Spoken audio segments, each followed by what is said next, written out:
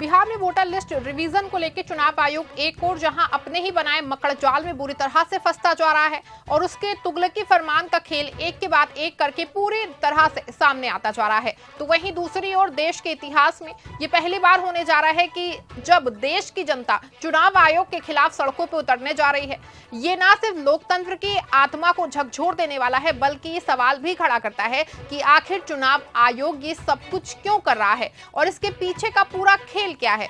कैसे चुनाव आयोग की कलई खुलती दिख रही है और क्यों सुप्रीम कोर्ट में सुनवाई के साथ जनता सड़कों पर उतरने जा रही है, ये सब कुछ मैं आपको अपनी इस रिपोर्ट में बताने वाली हूं। साथ ही इस पर चर्चा करेंगे कि कैसे चुनाव आयोग की प्रतिष्ठा का एक बार फिर से वो साख पे आ गई है। नमस्कार, आप देखना शुरू कर चुके हैं 4 PM और मैं हूं आपके साथ सिमरन। दोस्तों, बिहार में वोटर लिस्ट रिवीजन में गरमाई सियासत के बीच एक बात तो सबसे ज्यादा चर्चा का विषय बनी है, वो है चुनाव आयोग का बिहार वोटर लिस्ट रिवीजन को लेकर लगातार बदलता स्टैंड और बदलाव। आपको बता दें कि बिहार वोटर लिस्ट को लेकर चुनाव आयोग अब तक 3 बार अपने बयान को बदल चुका है। आपको बता दें कि बदलते बयान इस बात का संकेत है कि कहीं ना कहीं कुछ ना कुछ तो दाल में काला जरूर है। अगर ऐसा नहीं होता ना तो चुनाव आयोग को अपने बयान को बार बार बदलने और उसको अलग अलग तरीके से पेश करने की क्या जरूरत थी।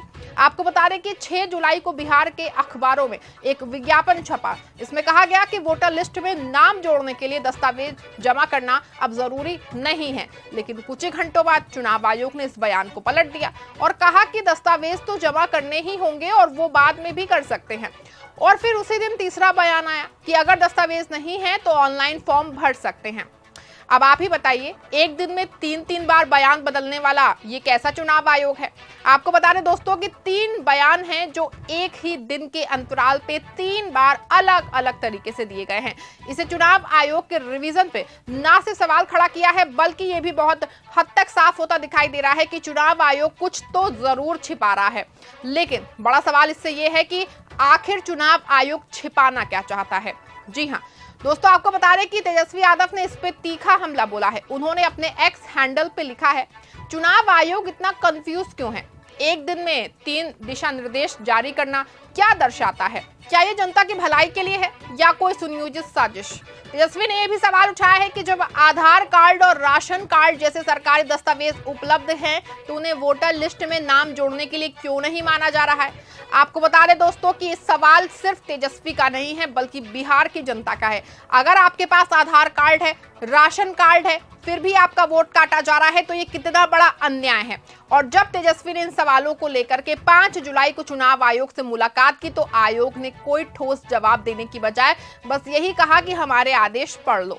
अरे भाई, आदेश पढ़ने से क्या होगा जब आप खुद अपने आदेशों से उलझे हुए हैं। तो आपको बता दें कि तेजस्वी यादव के सवाल पर एक बार फिर से चुनाव आयोग का जवाब आया है।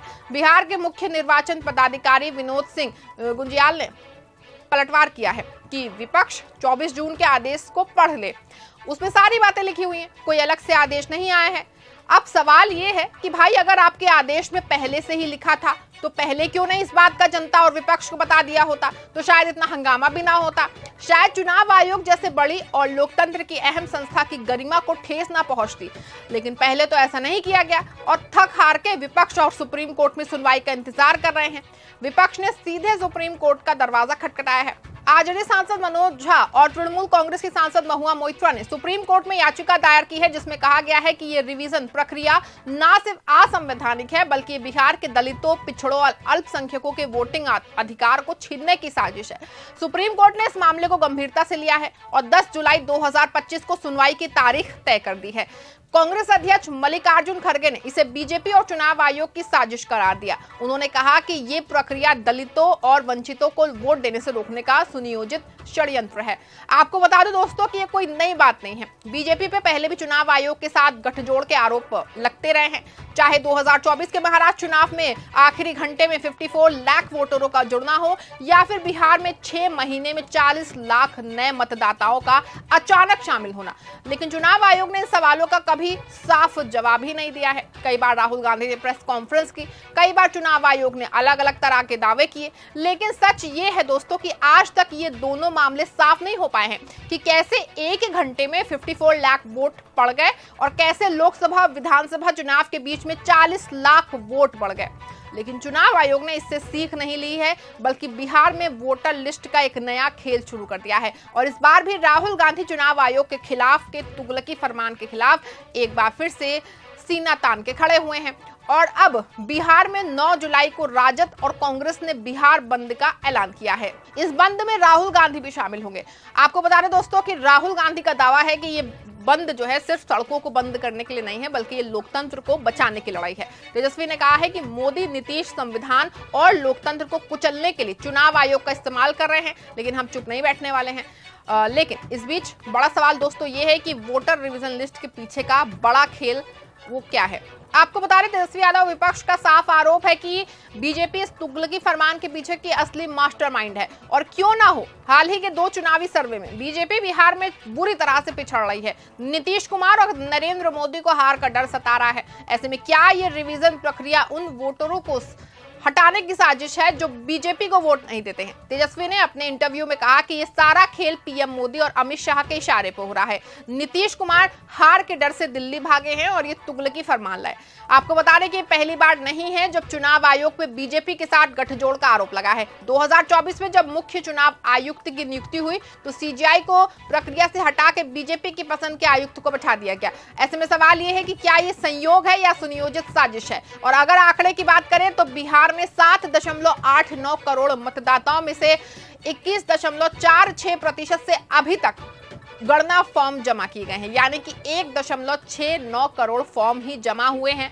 बाकी लोग जो बाढ़, गरीबी या प्रवास के कारण फॉर्म नहीं भर पाए हैं, क्या उनका वोट काट दिया जाएगा? ये सवाल सिर्फ बिहार का नहीं है दोस्तों, बल्कि पूरे देश के लोकतंत्र का है। आपको बता दें कि भारत का संविधान हर नागरिक को वोट देने का अधिकार देता है। अनुच्छेद 326 साफ कहता है कि 18 साल से ऊपर का हर भारतीय जो अपने क्षेत्र का निवासी है उसे वोटिंग का हक है। लेकिन बिहार में जो हो रहा है वो इस अधिकार का सीधा सीधा हमला है। तेजस्वी यादव ने सही कहा है कि अगर मतदाता का मत ही खत्म कर दिया जाएगा तो फिर लोकतंत्र और संविधान का क्या ही मतलब होगा।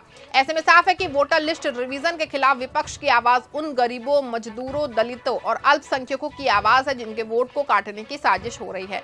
बिहार में 9 जुलाई का बंद और 10 जुलाई की सुप्रीम कोर्ट की सुनवाई इस बात का सबूत है कि जनता अब चुप नहीं बैठेगी। चुनाव आयोग एक दिन में 3 बार बयान बदलना, विपक्ष के सवालों का जवाब ना देना और बीजेपी के साथ गठजोड़ के आरोपों की कहानी ये सब साबित करती है कि तुगलकी फरमान से लोकतंत्र को कमजोर करने की साजिश है।